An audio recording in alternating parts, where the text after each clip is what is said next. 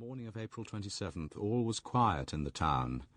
Towards mid-morning I was in the courtyard of the prison talking to one of the old guards, who seemed terrified and spent nearly an hour explaining that he and his colleagues had nothing to do with Adolf Hitler and certainly nothing to do with the persecution of the Jews.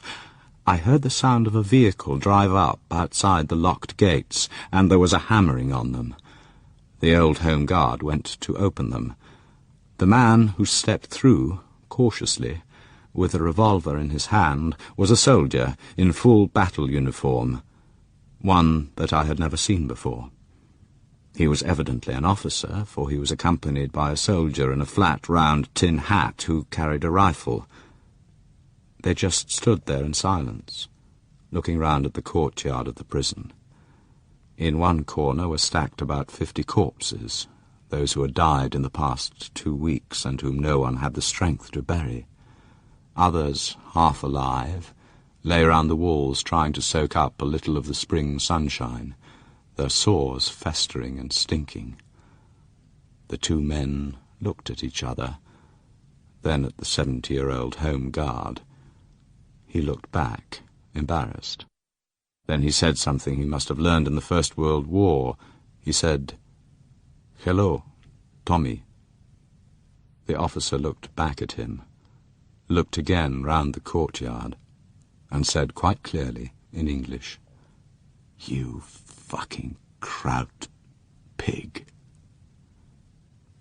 And suddenly I began to cry. I do not really know how I made it back to Hamburg, but I did. I think I wanted to see if there was anything left of the old life. There wasn't. The streets where I was born and grew up had vanished in the great firestorm of the Allied bombing raids. The office where I had worked was gone. My flat. Everything. The English put me in hospital in Magdeburg for a while, but I left of my own accord and hitchhiked back home. But when I got there and saw there was nothing left, I finally, belatedly, collapsed completely. I spent a year in hospital as a patient, along with others who had come out of a place called Bergen-Belsen, and then another year working in the hospital as an orderly, looking after those who were worse than I had been. When I left there, I went to find a room in Hamburg, the place of my birth, to spend the rest of my days. The book ended with a further 2 clean white sheets of paper, evidently recently typed, which formed the epilogue. I have lived in this little room in Altona since 1947. Shortly after I came out of hospital, I began to write the story of what happened to me and to the others at Riga. But long before I had finished it, it became perfectly clear that others had survived also, others better informed and better able than I to bear witness to what was done. Hundreds of books have now appeared to describe the Holocaust, so nobody would be interested in mine. I never took it to anyone else to read. Looking back, it was all a waste of time and energy, the battle to survive, and to be able to write down the evidence when others have already done it so much better. I wish now I had died in Riga with Esther.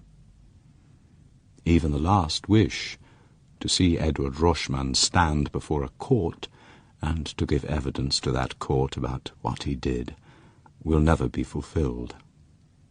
I know this now.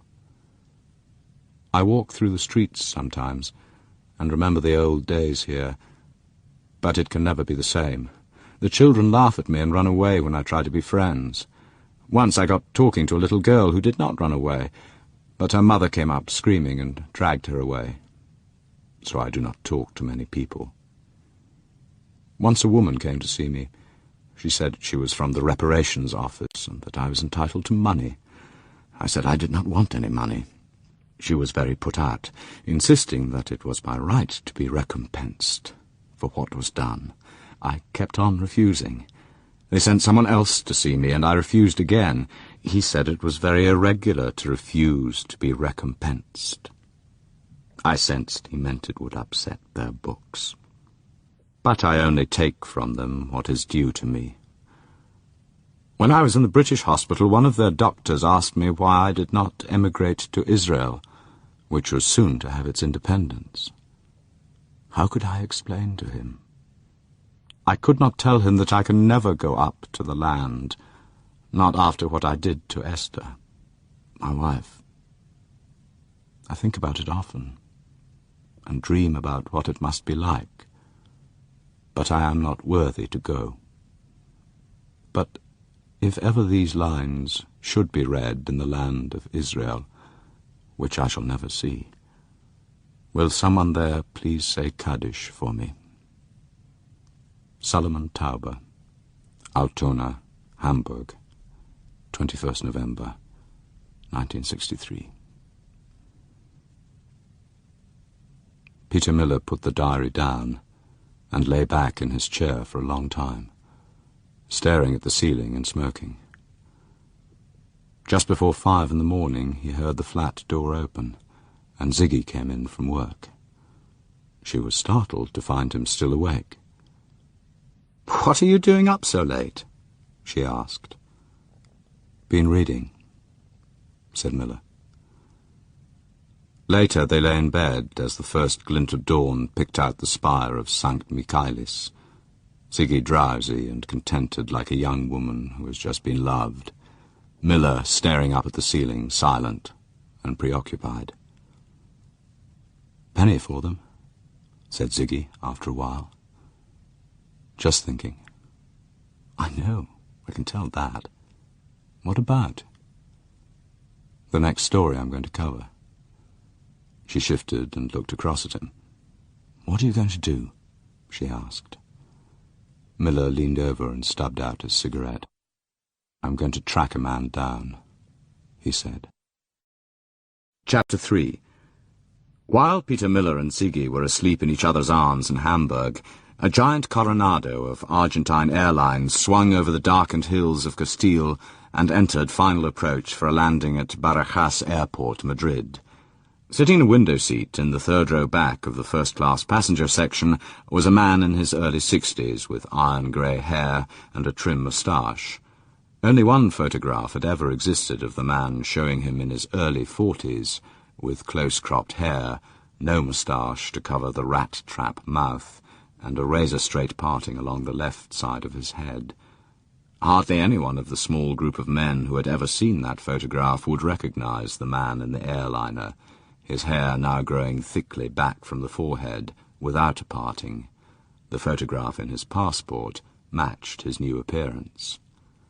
The name in that same passport identified him as Señor Ricardo Suertes, a citizen of Argentina, and the name itself was his own grim joke against the world.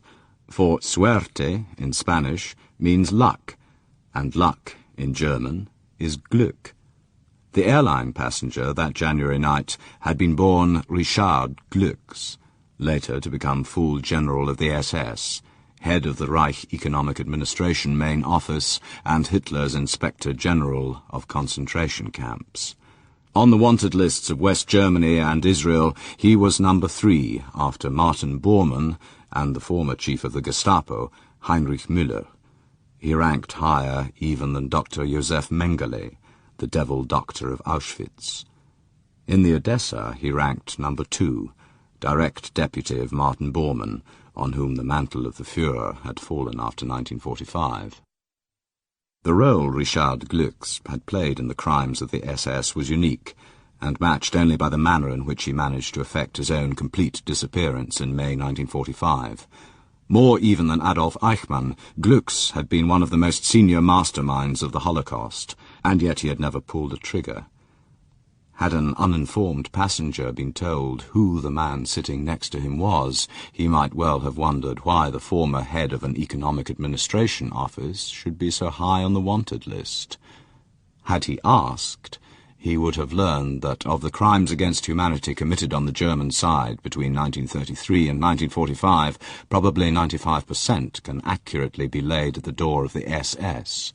Of these, probably 80 to 90%, can be attributed to two departments within the SS. These were the Reich Security Main Office and the Reich Economic Administration Main Office. If the idea of an economic bureau being involved in mass murder strikes a strange note, one must understand how it was intended that the job should be done. Not only was it intended to exterminate every Jew on the face of Europe, and most of the Slavic races with them, but it was intended that the victims should pay for the privilege. Before the gas chambers opened, the SS had already carried out the biggest robbery in history. In the case of the Jews, the payment was in 3 stages. First, they were robbed of their businesses, houses, factories, bank accounts, furniture, cars, and clothes. They were shipped eastwards to the slave labour camps and the death camps, assured they were destined for resettlement, and mainly believing it, with what they could carry, usually 2 suitcases. On the camp square, these were also taken off them, along with the clothes they wore. Out of this luggage of 6 million people, thousands of millions of dollars worth of booty was extracted, for the European Jews of the time habitually travelled with their wealth upon them, particularly those from Poland and the eastern lands. From the camps, entire trainloads of gold trinkets, diamonds, sapphires, rubies, silver ingots, louis d'or, gold dollars, and banknotes of every kind and description were shipped back to the SS headquarters inside Germany. Throughout its history, the SS made a profit on its operations. A part of this profit, in the form of gold bars, stamped with the eagle of the Reich and the twin lightning symbol of the SS, was deposited towards the end of the war in the banks of Switzerland, Liechtenstein, Tangier, and Beirut, to form the fortune on which the Odessa was later based. Much of this gold still lies beneath the streets of Zurich, guarded by the complacent and self-righteous bankers of that city. The second stage of the exploitation lay in the living bodies of the victims. They had calories of energy in them, and these could profitably be used. At this point, the Jews came onto the same level as the Russians and the Poles, who had been captured penniless in the first place. Those in all categories unfit for work were exterminated as useless. Those able to work were hired out, either to the SS's own factories or to German industrial concerns like Krupp, Thyssen, von Opel, and others at 3 marks a day for unskilled workers, 4 marks for artisans. The phrase per day meant as much work as could be abstracted from the living body for as little food during a 24-hour period. Hundreds of thousands died at their place of work in this manner. The SS was a state within a state. It had its own factories, workshops, engineering division, construction section, repair and maintenance shops, and clothing department. It made for itself almost everything it could ever need, and used the slave labourers, which by Hitler's decree were the property of the SS, to do the work. The third stage of the exploitation lay in the corpses of the dead. These went naked to death, leaving behind wagon loads of shoes, socks, shaving brushes, spectacles, jackets, and trousers. They also left their hair, which was shipped back to the Reich to be turned into felt boots for the winter fighting, and their gold teeth fillings, which were yanked out of the corpses with pliers, and later melted down to be deposited as gold bars in Zurich. Attempts were made to use the bones for fertilizers, and render the body fats down for soap, but this was found to be uneconomical. In charge of the entire economic or profit-making side of the extermination of 14 million people was the Reich Economic Administration Main Office of the SS, headed by the man in seat 3B on the airliner that night. Glücks was one who preferred not to chance his arm or his lifelong liberty by returning to Germany after his escape. He had no need to. Handsomely provided for out of the secret funds, he could live out his days comfortably in South America, and still does. His dedication to the Nazi ideal remained unshaken by the events of 1945, and this, coupled with his former eminence, secured him a high and honoured place among the fugitive Nazis of Argentina, whence the Odessa was ruled. The plane landed uneventfully, and the passengers cleared customs with no problems. The fluent Spanish of the first-class passenger from row 3 caused no eyebrows to be raised, for he had long since been able to pass for a South American. Outside the terminal building he took a cab, and from long habit gave an address a block away from the Zurbaran Hotel. Paying off the cab in the centre of Madrid, he took his grip and walked the remaining 200 yards to the hotel. His reservation had been made by telex, so he checked in and went up to his room to shower and shave. It was at 9 o'clock on the dot that 3 soft knocks, followed by a pause and 2 more, sounded at his door. He opened it himself and stood back when he recognized the visitor. The new arrival closed the door behind him, snapped to attention, and flashed up his right arm, palm downwards, in the old salute. "Sieg Heil," said the man. General Glücks gave the younger man an approving nod, and raised his own right hand. "Sieg Heil," he said more softly. He waved his visitor to a seat. The man facing him was another German, a former officer of the SS, and presently the chief of the Odessa network inside West Germany.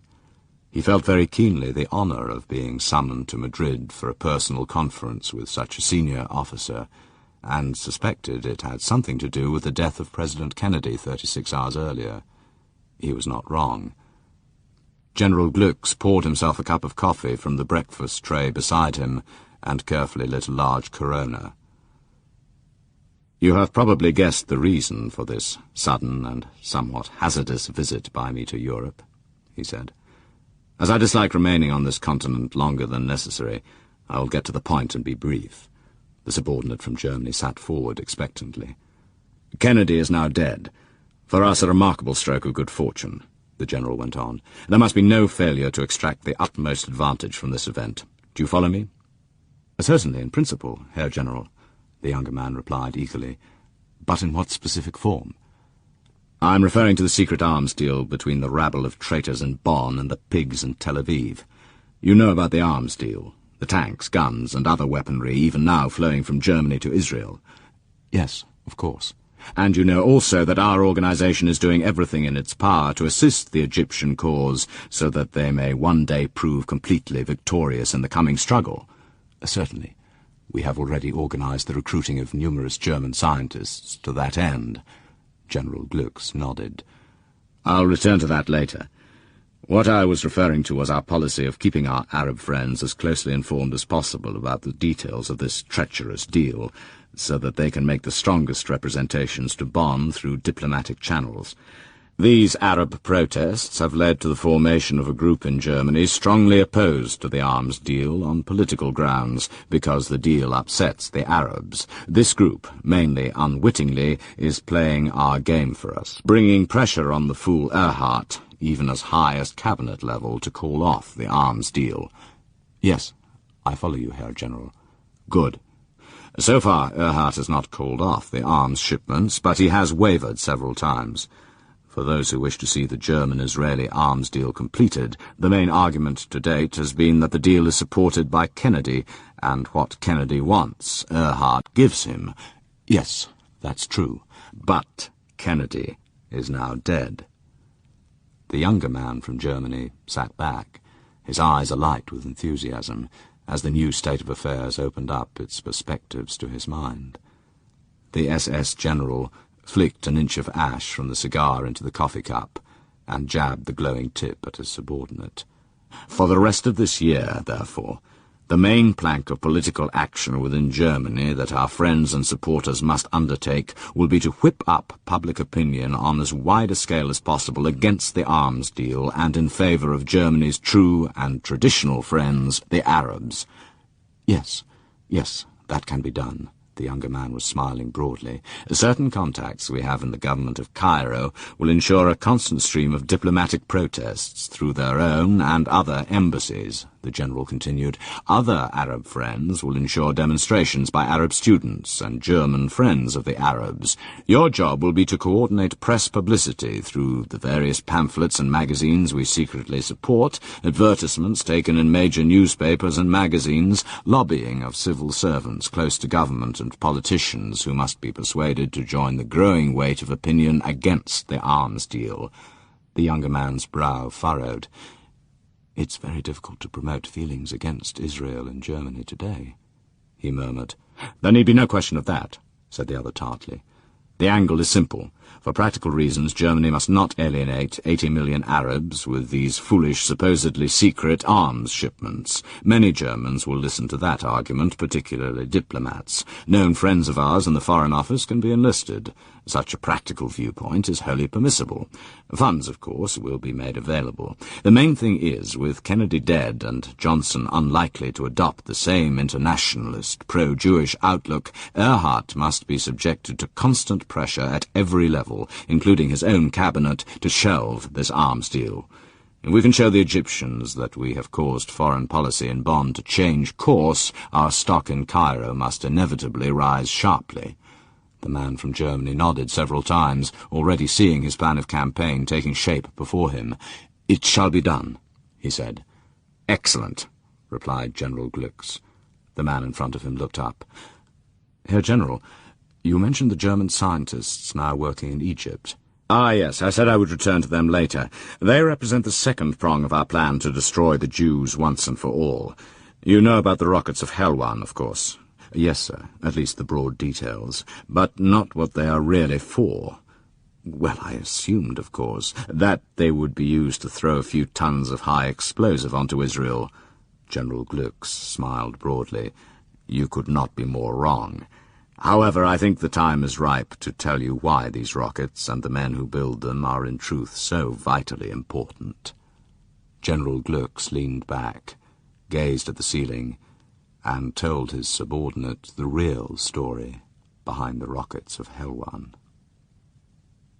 In the aftermath of the war, when King Farouk still ruled Egypt, thousands of Nazis and former members of the SS had fled from Europe and found a sure refuge along the sands of the Nile. Among those who came were a number of scientists. Even before the coup d'etat that dislodged Farouk, 2 German scientists had been charged by Farouk with the first studies for the eventual setting up of a factory to manufacture rockets. This was in 1952, and the 2 professors were Paul Goerke and Rolf Engel. The project went into abeyance for a few years after Gamal Abdel Nasser took power, but after the military defeat of the Egyptian forces in the 1956 Sinai campaign, the new dictator of Egypt swore an oath. He vowed that one day Israel would be totally destroyed.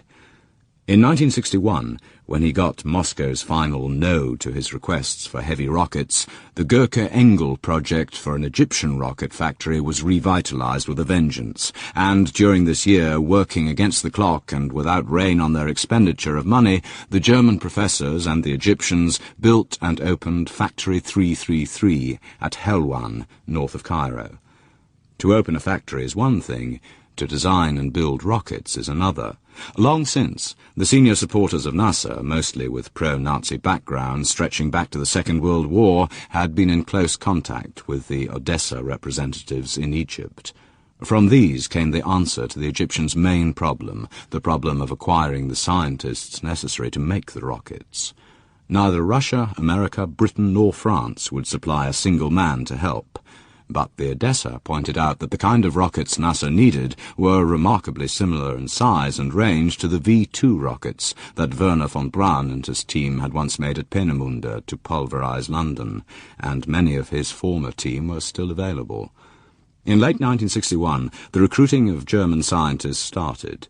Many of these were employed at the West German Institute for Aerospace Research at Stuttgart, but they were frustrated because the Paris Treaty of 1954 forbade Germany to indulge in research or manufacture in certain realms, notably nuclear physics and rocketry. They were also chronically short of research funds. To many of these scientists, the offer of a place in the sun, plenty of research money, and the chance to design real rockets was too tempting. The Odessa appointed a chief recruiting officer in Germany, and he in turn employed as his legman a former SS sergeant, Heinz Krug. Together they scoured Germany looking for men prepared to go to Egypt and build Nasser's rockets for him. With the salaries they could offer, they were not short of choice recruits. Notable among them were Professor Wolfgang Pilz, who had been recuperated from post-war Germany by the French, and had later become the father of the French Véronique rocket, itself the foundation of de Gaulle's aerospace program. Professor Pilz left for Egypt in early 1962. Another was Dr. Heinz Kleinwachter. Dr. Eugen Sänger and his wife Irena, both formerly on the von Braun V2 team, also went along, as did Doctors Josef Eissig and Kiermaier, all experts in propulsion fuels and techniques.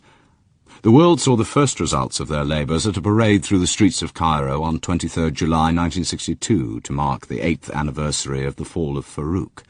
2 rockets, the El Kahira and the El Zafira, respectively with ranges of 500 and 300 kilometres, were trundled past the screaming crowds. Although these rockets were only the casings, without warheads or fuel, they were destined to be the first of 400 such weapons that would one day be launched against Israel. General Glücks paused, drew on his cigar, and returned to the present. The problem is that, although we solved the matter of making the casings, the warheads, and the fuel, the key of a guided missile lies in the teleguidance system. He stabbed his cigar in the direction of the West German, and that was what we were unable to furnish to the Egyptians, he went on. By ill luck, although there were scientists and experts in guidance systems working at Stuttgart and elsewhere, we could not persuade one of them of any value to emigrate to Egypt. All the experts sent out there were specialists in aerodynamics, propulsion, and the design of warheads, but we had promised Egypt that she would have her rockets, and have them she will. President Nasser is determined there will one day be war between Egypt and Israel, and war there will be. He believes his tanks and soldiers alone will win for him. Our information is not so optimistic. They might not, despite their numerical superiority. But just think what our position would be if, when all the Soviet weaponry bought at a cost of billions of dollars had failed, it turned out to be the rockets provided by the scientists recruited through our network which won the war. Our position would be unassailable. We would have carried out the double coup of ensuring an eternally grateful Middle East, a safe and sure home for our people for all time, and of achieving the final and utter destruction of the Jew-pig state, thus fulfilling the last wish of the dying Führer. It is a mighty challenge, and one in which we must not and will not fail. The subordinate watched his senior officer pacing the room, with awe and some puzzlement. Forgive me, Herr General, but will 400 medium warheads really finish off the Jews once and for all? A massive amount of damage, yes, but total destruction. Glücks spun round and gazed down at the younger man with a triumphant smile. But what warheads? He exclaimed.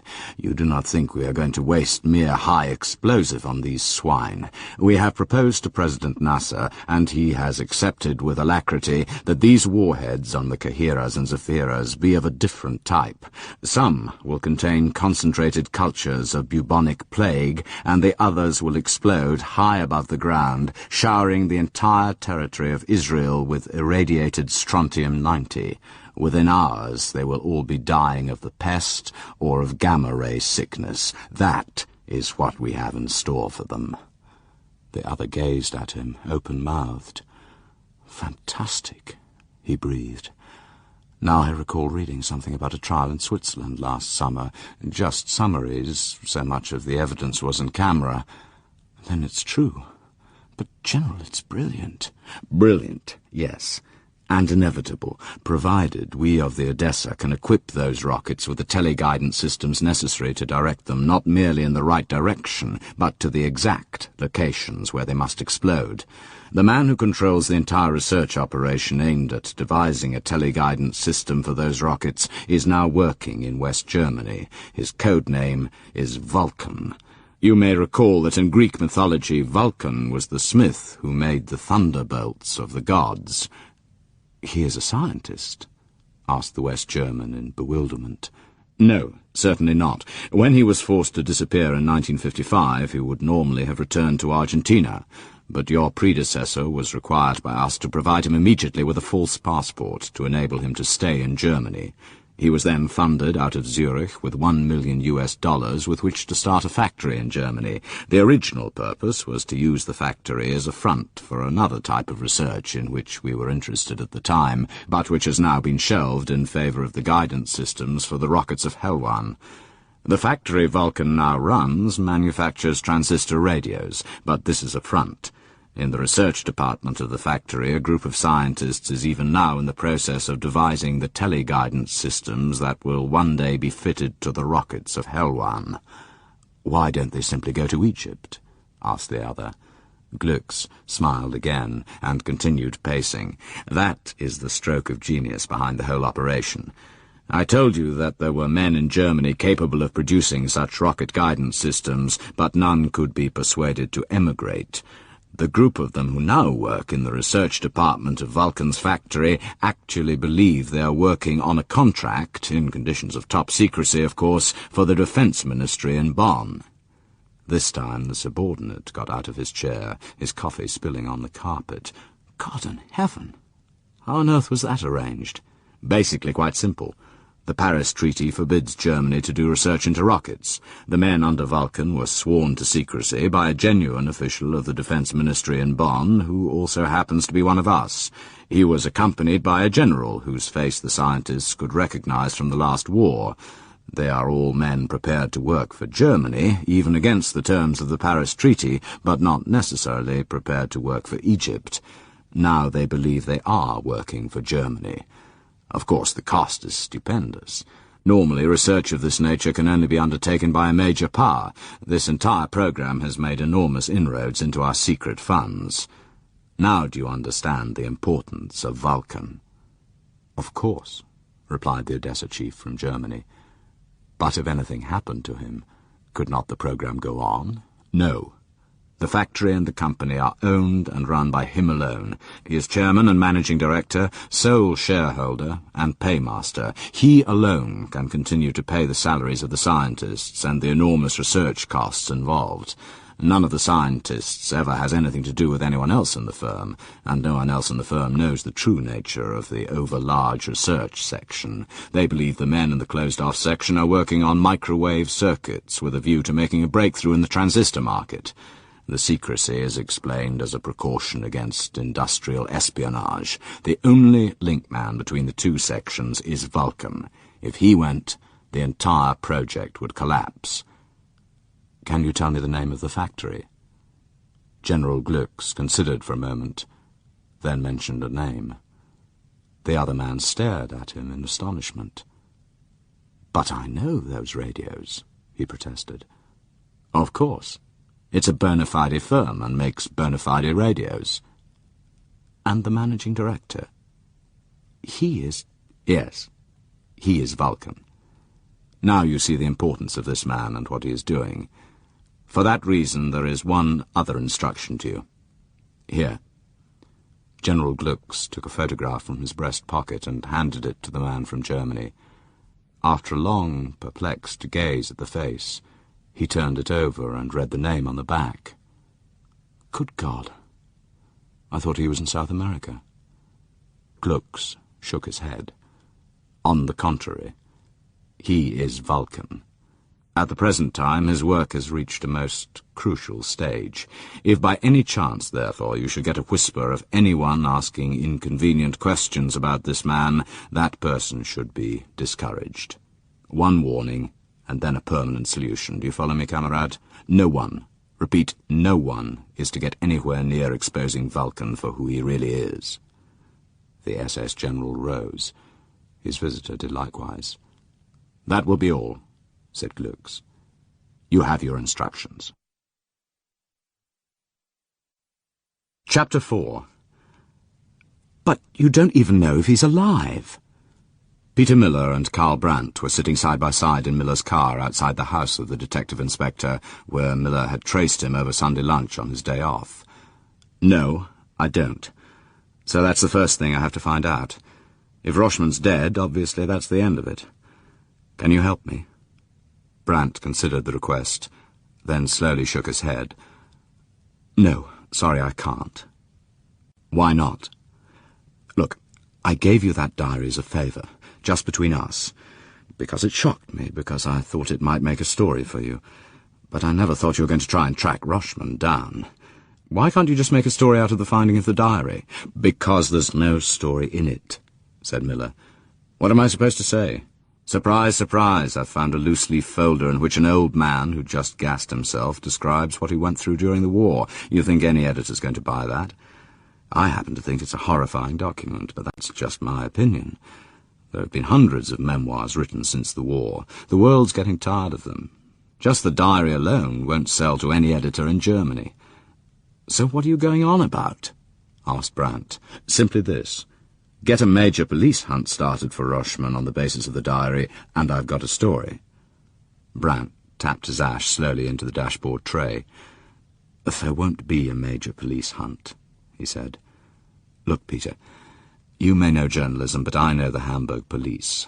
Our job is to keep Hamburg crime-free now, in 1963. Nobody's going to start detaching overworked detectives to hunt a man for what he did in Riga 20 years ago. It's not on. But you could at least raise the matter, said Miller. Brandt shook his head. No, not me. Why not? What's the matter? Because I don't want to get involved. You're all right. You're single, unattached. You can go off chasing will-o'-the-wisps if you want. I've got a wife and 2 kids and a good career, and I don't intend to jeopardize that career. Why should this jeopardize your career with the police? Rochman's a criminal, isn't he? Police forces are supposed to hunt criminals. Where's the problem? Brandt crushed out his stub. It's difficult to put one's finger on, but there's a sort of attitude in the police, nothing concrete, just a feeling. And that feeling is that to start probing too energetically into the war crimes of the SS can do a young policeman's career a power of no good. Nothing comes of it anyway. The request would simply be denied, but the fact that it was made goes into a file. Then bang goes your chance of promotion. Nobody mentions it, but everyone knows it. So if you want to make a big issue out of this, you're on your own. Count me out. Miller sat and stared through the windscreen. All right, if that's the way it is, he said at length. But I've got to start somewhere. Did Tauber leave anything else behind when he died? Well, there was a brief note. I had to take it and include it in my report on the suicide. By now it will have been filed away, and the file's closed.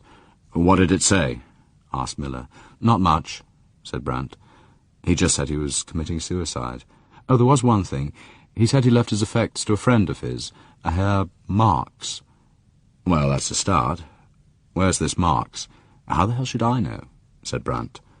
You mean to say that's all the note said? Just Herr Marx, no address? Nothing, said Brandt. Just Marx. No indication where he lives. Well, he must be around somewhere. Didn't you look for him? Brandt sighed. Will you get this through your head? We are very busy in the police force. Have you any idea how many Marxes there are in Hamburg? Hundreds in the telephone directory alone. We can't spend weeks looking for this particular Marx. Anyway, what the old man left wasn't worth 10 pfennigs. That's all, then? Asked Miller. Nothing else? Not a thing. If you want to find Marx, you're welcome to try. Thanks. I will, said Miller. The 2 men shook hands, and Brandt returned to his family lunch table. Miller started the next morning by visiting the house where Tauber had lived. The door was opened by a middle-aged man wearing a pair of stained trousers, supported by string, a collarless shirt open at the neck, and 3 days' stubble round his chin. Morning. Are you the landlord? The man looked Miller up and down and nodded. He smelled of cabbage. There was a man gassed himself here a few nights back, said Miller. Are you from the police? No, the press. Miller showed the man his press card. I ain't got nothing to say. Miller eased a 10-mark note without too much trouble into the man's hand. I only want to look at his room. I've relet it. What did you do with the stuff? It's in the backyard. Nothing else I could do with it. The pile of junk was lying in a heap under the thin rain. It still smelt of gas. There was a battered old typewriter, 2 scuffed pairs of shoes, an assortment of clothes, a pile of books, and a fringed white silk scarf that Miller assumed must be something to do with the Jewish religion. He went through everything in the pile, but there was no indication of an address book, and nothing addressed to Marx. Is that the lot? He asked. That's the lot, said the man, regarding him sourly from the shelter of the back door. Do you have any tenant by the name of Marx? Nope. Do you know of any Marks? Nope. Did old Tauber have any friends? Not that I knew of. Kept himself to himself. Came and went at all hours, shuffling about up there. Balmy, if you ask me. But he paid his rent regular. Didn't cause no trouble. Ever seen him with anybody? Out in the street, I mean. Nope, never. Didn't seem to have any friends. Not surprised the way he kept mumbling to himself. Balmy. Miller left and started asking up and down the street. Most people remembered seeing the old man shuffling along, head down, wrapped in an ankle-length greatcoat, head covered by a woolen cap, hands in woolen gloves from which the fingertips protruded. For 3 days he quartered the area of streets where Tauber lived, checking through the dairy, the greengrocer, the butcher, the hardware store, the beer bar, the tobacconist, intercepting the milkman and the postman. It was Wednesday afternoon when he found the group of urchins playing football up against the warehouse wall. "What, that old Jew? Mad Solly?" said the leader of the group in answer to his question. The rest gathered round. "That's the one," said Miller. "Mad Solly." "He was balmy," said one of the crowd. "He used to walk like this." The boy hunched his head into his shoulders, hands clutching his jacket round him, and shuffled forward a few paces, muttering to himself and casting his eyes about. The others dissolved in laughter, and one gave the impersonator a heavy shove, which sent him sprawling. "Anyone ever see him with anyone else?" asked Miller. "Talking with anyone else? Another man?" "What you want to know for?" asked the leader suspiciously. "We didn't do him no harm." Miller flicked a 5-mark coin idly up and down in one hand. 8 pairs of eyes watched the silver glitter of the spinning coin. 8 heads shook slowly. Miller turned and walked away. "Mister?" He stopped and turned round. The smallest of the group had caught up with him. "I seen him once with a man. Talking they was. Sitting and talking." "Where was that?" "Down by the river. On the grass bank along the river. There's some benches there. They were sitting on a bench talking." "How old was he, the other one?" "Very old. A lot of white hair." Miller tossed him the coin, convinced it had been a wasted gesture. But he walked to the river and stared down the length of the grass bank in either direction. There were a dozen benches along the bank, each of them empty. In summer there would be plenty of people sitting along the Elbe Chaussee, watching the great liners come in and out, but not at the end of November. To his left, along the near bank, lay the fisher port, with half a dozen North Sea trawlers drawn up at the wharves, discharging their loads of fresh-caught herring and mackerel, or preparing for the sea again. As a boy, he had returned to the shattered city from a farm in the country where he had been evacuated during the bombing and had grown up amid the rubble and the ruins. His favourite playing place had been this fisher port along the river at Altona. He liked the fishermen, gruff, kindly men who smelt of tar and salt and shag tobacco. He thought of Eduard Roschmann in Riga and wondered how the same country could produce them both. His mind came back to Tauber and went over the problem again. Where could he possibly have met his friend Marks? He knew there was something missing, but could not put his finger on it. It was not until he was back in his car and had stopped for petrol close to Altona railway station that the answer came. As so often, it was a chance remark. The pump attendant pointed out that there had been a price increase in top-grade petrol, and added, just to make conversation with his customer, that money went less and less far these days. He went to get the change and left Miller staring at the open wallet in his hand. Money. Where did Tauber get his money? He didn't work. He refused to accept any compensation from the state of Germany, yet he paid his rent regularly and must have had something left over with which to eat. He was 56 years old, so he could not have an old-age pension, but he could well have had a disability pension. Probably did. Miller pocketed his change, gunned the Jaguar to life, and drove round to Altona post office. He approached the grill marked "Pensions." "Can you tell me when the pensioners collect their money?" he asked the fat lady behind the grill. "Last day of the month, of course," she said. "And that will be Saturday, then, except at weekends. This month it will be Friday, the day after tomorrow." "Does that include those with disability pensions?" he asked. "Anyone who's entitled to a pension collects it on the last day of the month." "Here, at this grill?" "If the person lives in Altona, yes," replied the woman. "At what time?" From opening time onwards. Thank you. Miller was back on Friday morning, watching the queue of old men and women begin to filter through the doors of the post office when it opened.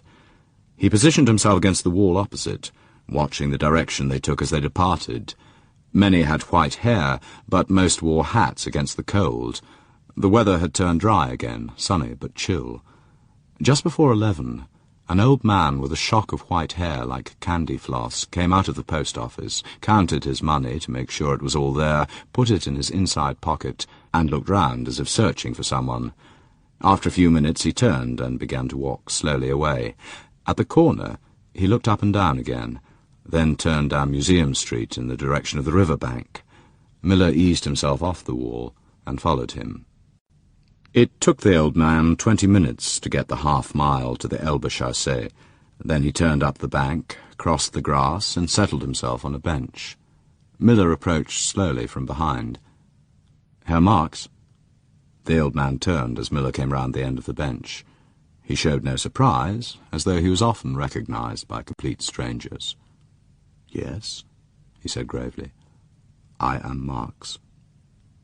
"My name is Miller." Marx inclined his head gravely in acceptance of this news. "Are you, waiting for Herr Tauber?" "Yes, I am," said the old man without surprise. "May I sit down?" "Please."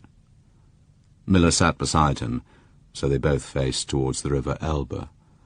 A giant dry cargo ship, the Kotamaru, out of Yokohama, was easing downriver on the tide. "I'm afraid Herr Tauber is dead." The old man stared at the passing ship. He showed neither grief nor surprise, as if such news was brought frequently. Perhaps it was. "I see," he said. Miller told him briefly about the events of the previous Friday night. "You don't seem surprised that he killed himself." "No," said Marx.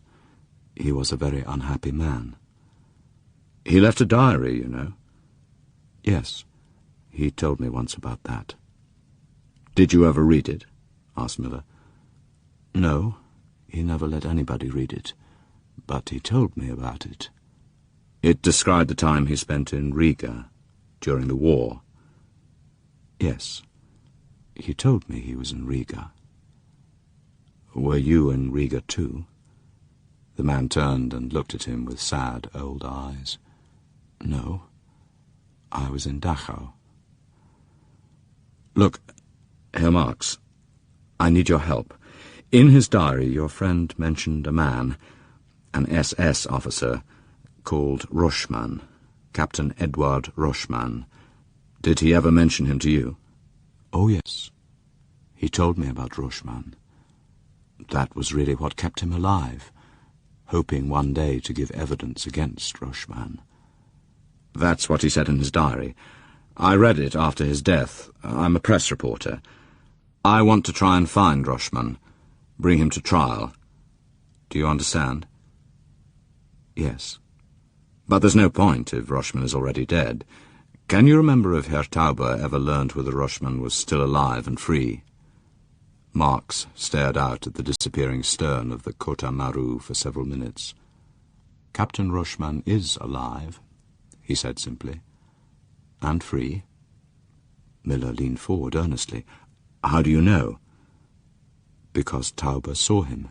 "Yes, I read that. It was in early April 1945. Marx shook his head slowly.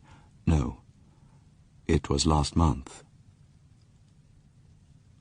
For several more minutes there was silence, as Miller stared at the old man, and Marx stared out to the water. "Last month," repeated Miller at length. "Did he say how he saw him?" Marx sighed, then turned to Miller. "Yes, he was walking late at night, as he often used to do when he could not sleep.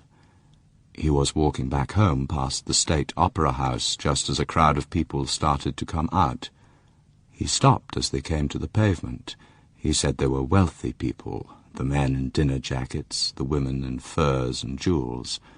There were 3 taxis lined up at the curb waiting for them. The commissionaire held the passers-by back so they could climb in, and then he saw Rochman. In the crowd of opera-goers? Yes.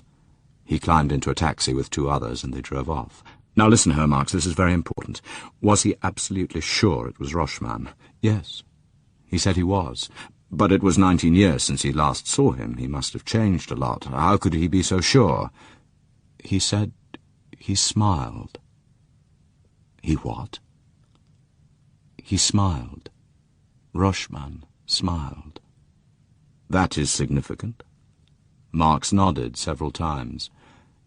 He said, once you had seen Rochman smile that way, you never forgot it.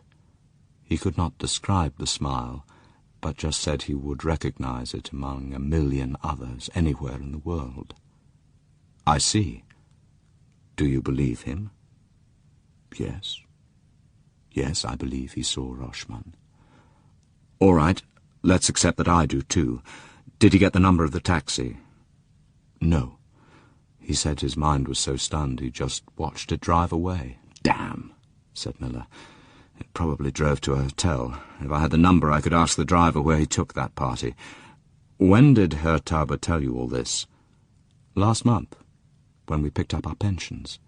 Here, on this bench. Miller stood up and sighed.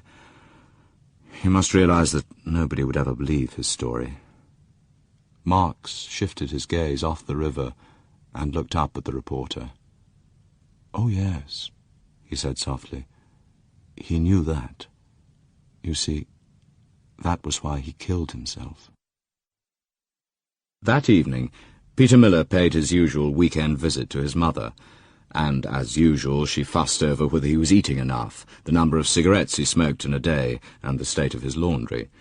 She was a short, plump, matronly person in her early 50s who had never quite resigned herself to the idea that all her only son wanted to be was a reporter.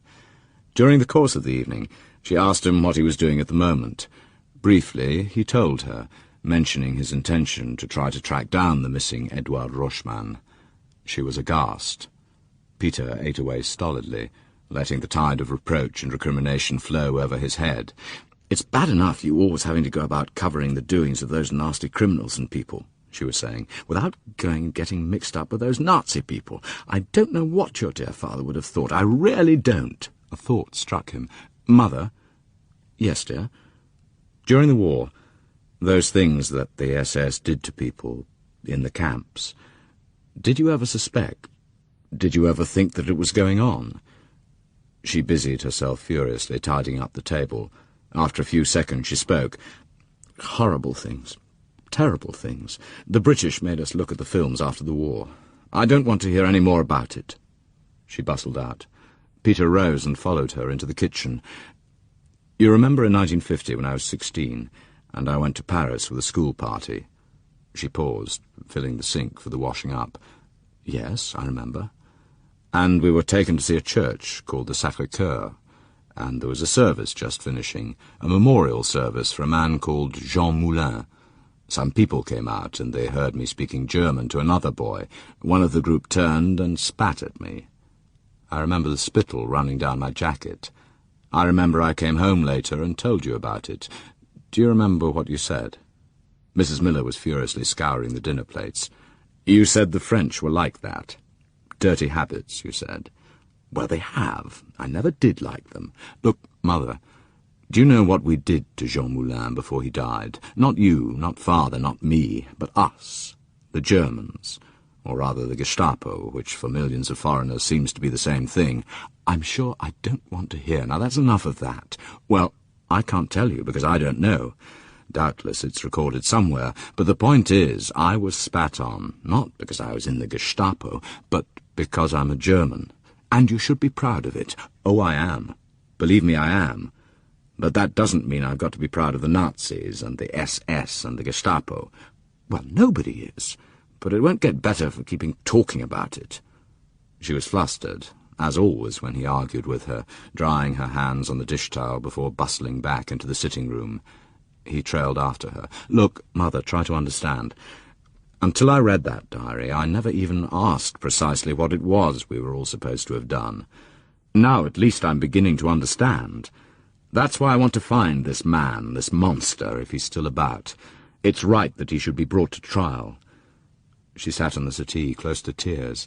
"Please, Peterkin, leave them alone. Just don't keep probing into the past. It won't do any good. It's over now. Over and done with. It's best forgotten." Peter Miller was facing the mantelpiece, dominated by the clock and the photograph of his dead father. He was wearing his captain's uniform of the army, staring out of the frame with the kind, rather sad smile that Miller remembered of him. It was taken before he returned to the front after his last leave. Peter remembered his father with startling clarity, looking at his photograph 19 years later as his mother asked him to drop the Rochman inquiry. He could remember before the war, when he was 5 years old, and his father had taken him to Hagenbeck Zoo and pointed out all the animals to him, one by one, patiently reading the details off the little tin plaques in front of each cage to reply to the endless flow of questions from the boy. He could remember how he came home after enlisting in 1940, and how his mother had cried, and how he had thought how stupid women are to cry over such a wonderful thing as having a father in uniform. He recalled the day in 1944 when he was 11 years old, and an army officer had come to the door to tell his mother that her war-hero husband had been killed on the Eastern Front. Besides, nobody wants these awful exposures anymore, nor these terrible trials that we keep having with everything dragged out into the open again. Nobody's going to thank you for it, even if you do find him. They'll just point to you in the street. I mean, they don't want any more trials. Not now. It's too late. Just drop it, Peter, please, for my sake. He remembered the black-edged column of names in the newspaper, the same length as every day, but different that day in late October. For halfway down was the entry, "Fallen for Führer and Fatherland. Miller, Irwin, Captain, on October 11th, in Ostland." And that was it. Nothing else. No hint of where, or when, or why. Just one of tens of thousands of names pouring back from the east to fill the ever-lengthening black-edged columns until the government had ceased to print them because they destroyed morale. "I mean," said his mother behind him, "you might at least think of your father's memory. You think he'd want his son digging around into the past, trying to drag up another war crimes trial? Do you think that's what he'd want?" Miller spun round and walked across the room to his mother, placed both hands on her shoulders and looked down into her frightened, china-blue eyes. He stooped and kissed her lightly on the forehead. "Yes, Mutti," he said. "I think that's exactly what he'd want." He let himself out, climbed into his car, and headed back into Hamburg, his anger seething inside him. Everyone who knew him, and many who did not, agreed Hans Hoffmann looked the part. He was in his late 40s, boyishly handsome, with carefully styled greying hair, cut in the latest trendy fashion, and manicured fingers. His medium-grey suit was from Savile Row. His heavy silk tie was from Cardin. There was an air of expensive good taste, of the kind money can buy, about him. If looks had been his only asset, he would not have been one of West Germany's wealthiest and most successful magazine publishers. Starting after the war with a hand-operated press, turning out handbills for the British occupation authorities, he had founded in 1949 one of the first weekly picture magazines. His formula was simple: tell it in words and make it shocking, then back it up with pictures that made all competitors look like novices with their first box brownie. It worked.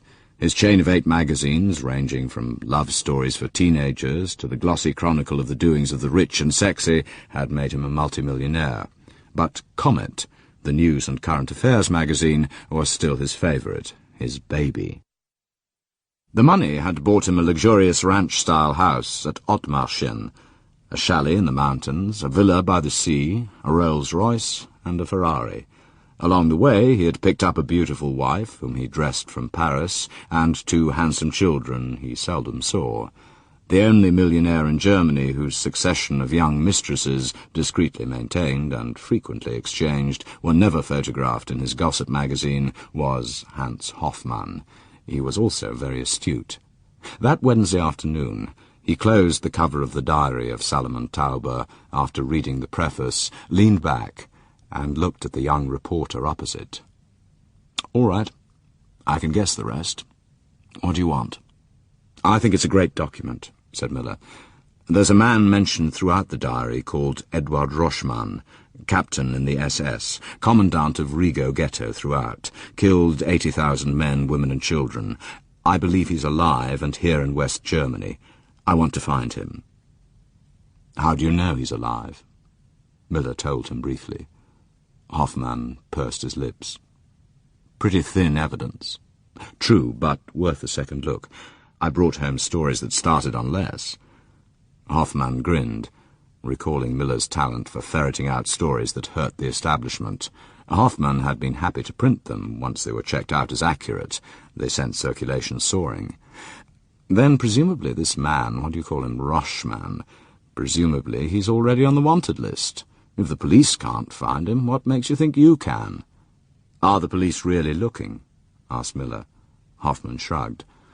"They're supposed to. That's what we pay them for."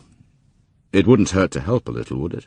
Just check out whether he's really alive, whether he was ever picked up. If so, what happened to him?" "So what do you want from me?" asked Hoffmann. "A commission to give it a try. If nothing comes of it, I drop it." Hoffmann swung in his chair, spinning round to face the picture windows looking out over the sprawling docks, mile after mile of cranes and wharves, spread out 20 floors below and a mile away. "It's a bit out of your line of country, Miller. Why the sudden interest?" Miller thought hard. Trying to sell an idea was always the hardest part. A freelance reporter has to sell the story, or the idea of the story, to the publisher or the editor first. The public comes much later. "It's a good human interest story. If Comet could find the man where the police forces of the country had failed, it would be a beat, something people want to know about." Hoffmann gazed out at the December skyline and slowly shook his head. "You're wrong. That's why I'm not giving you a commission for it. I should think it's the last thing people want to know about. But look, Hoffmann, this is different. These people Roschmann killed, they weren't Poles and Russians. These were Germans, all right, German Jews, but they were Germans. Why wouldn't people want to know about it?" Hoffmann spun back from the window, put his elbows on the desk, and rested his chin on his knuckles. "Miller, you're a good reporter. I like the way you cover a story. You've got style. And you're a ferret. I can hire 20, 50, 100 men in this city by picking up the phone, and they'll all do what they're told, cover the stories they're sent to cover. But they can't dig out a story for themselves. You can. That's why you get a lot of work from me, and will get a lot more in the future, but not this one. But why? It's a good story. Listen, you're young. I'll tell you something about journalism. Half of journalism is about writing good stories. The Odessa of the title is neither the city in southern Russia nor the small town in America. It is a word composed of 6 initial letters, which in German stand for Organisation der ehemaligen SS-Angehörigen. In